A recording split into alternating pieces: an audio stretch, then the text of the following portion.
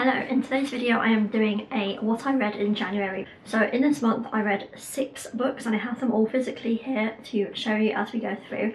Anyway, first up we have The Boy Who Fell to Earth. It is a second-hand sort of hand-me-down from my sister. She picked it up from a second-hand shop as well. Anyway, so it's all about this woman and she has a son called Merlin. When the son is diagnosed with autism, the father runs away, wants nothing to do with it.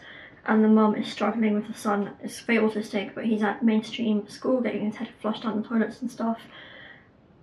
I think the way she writes about it is quite interesting. It gives you a little bit of insight into what it's like to have an autistic child. But and my sister said it's a bit savage how she describes autism. Like it's like something she wishes never existed. She doesn't like her son particularly, and it's just not written in a very nice way.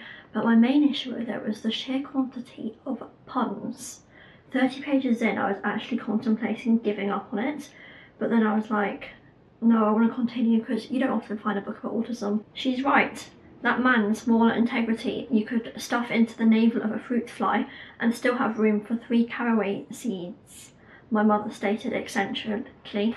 Stuff like that. All these like stupid puns like that are 3 lines long. I would have turned to my husband for comfort, but he had taken to imitating the Loch Ness monster. Rumours of his existence abounded, but there was no actual sighting. I felt I was buckling with pressure, as if I were trying to close a submarine hatch against the weight of the ocean. Like non-stop sort of puns, similes, weird ways of describing things. Anyway, so she tries dating, but that's a bit of a struggle because her son kind of says things straight and like doesn't have understand the social cues and stuff, so her dating doesn't go particularly well. So it's kind of like a sort of, it's meant to be like a rom-com, but I did not find it funny just because I don't find these puns funny. Next up was a really good book called Our Wives Under the Sea. I'm trying not to buy myself too many books, so like a good way to get around that is I bought this for my fiance's birthday last year and then I got to read it. But anyway, I really liked it. Rated it 4.5 stars. So it's all about this lesbian couple, and one of them works as like a deep sea explorer, and so she goes in a submarine. She's meant to be away for 3 weeks, but then they kind of like lose communication and they end up stuck down there for months. And I saw like a review for this in the newspaper at a very similar time to the June 2023 stories and like what was in the news about people getting stuck at the bottom of the ocean with like, or at the submarine going to look at the Titanic. There were some very wealthy people went to go and look at the Titanic and they ended up vanishing. So anyway, that's why I really wanted to read this, because I thought it would give a bit of an insight into what it's like. So it was quite like a horrifying, disturbing story. It's like kind of like a love story between the 2 lesbian people, and it kind of alternated. Each chapter went between either woman, and there wasn't really a happy ending, but that's not what this kind of book's about. But yeah, I found it really good. Fiance was less keen. I actually had a really great reading month because so many of these books I read I would rate like 4 stars. This is 4.5 stars I've rated, and it's called Only Heroes and Horses. It was published fairly recently, but apparently during the lockdown. Yeah, it was published 2022. I found it in the library. I just picked it up randomly because I was drawn to the cover. Yeah, so apparently during the lockdown they were trying to raise money because their stables in Park Lane in London was about to be closed down, or like they had to move premises. So yes, they were trying to do fundraising and they ended up on national TV and like in all the media stories. This completely passed me by, but anyway, this woman, she didn't grow up in a horsey family and she found horses to be like an escapism. I think her mum died when she was, yeah, her mum died when she was quite young. Anyway, so then she wants to give other disadvantaged children that opportunity to be able to go riding even if they can't really afford it. And then it also turns into like special educational needs, like all kids from pupil referral units that have been expelled from the normal schools end up going to these riding stables and discovering the healing benefits of horses. And then they also turn it into an RDA, so Riding for the Disabled Association, and then all these different things, and it just impacts loads of children. Anyway, so there was a bit in it about coronavirus. I haven't read a book about lockdown and things before, and it was just really sad, like talking about the pandemic, and then it actually like made my tears water and I actually felt really sad and crying. But then like that's very, very uncommon for me to be crying or even crying at a book, but in hindsight I think I got concussed 3 hours earlier, which can make you a little bit more emotional. But yeah, this book made me cry. This book is called Embodied and it's by an author called Preston Sprinkle. It's all about transgender identities, the church and what the Bible has to say.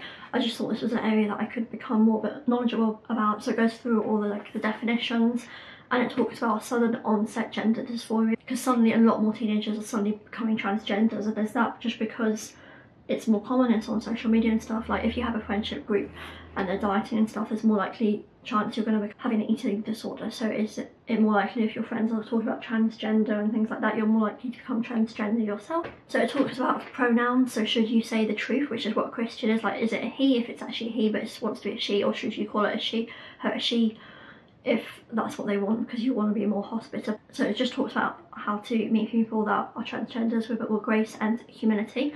So a really great book, and I'm going to keep this on my bookshelf and come back to it maybe in a few months or later this year and reread it. This was another really great book, and it's called The Girl with the Louding Voice. I picked this up for a book club that I went to in January, and it's a very popular book. I checked on Amazon and it's got 18,700 views. I really like this book. So it's about a 15-year-old girl. So her mum promises, oh, you're going to stay in education, you can better yourself. But then the mum dies and the dad's sort of short of money, so she ends up doing an arranged marriage to this much older man who already has 2 wives. And then there's kind of like an issue with one of the wives, which means, I don't want to like ruin the story or give any spoilers, but anyway, the girl ends up running away. She's called Abeduni.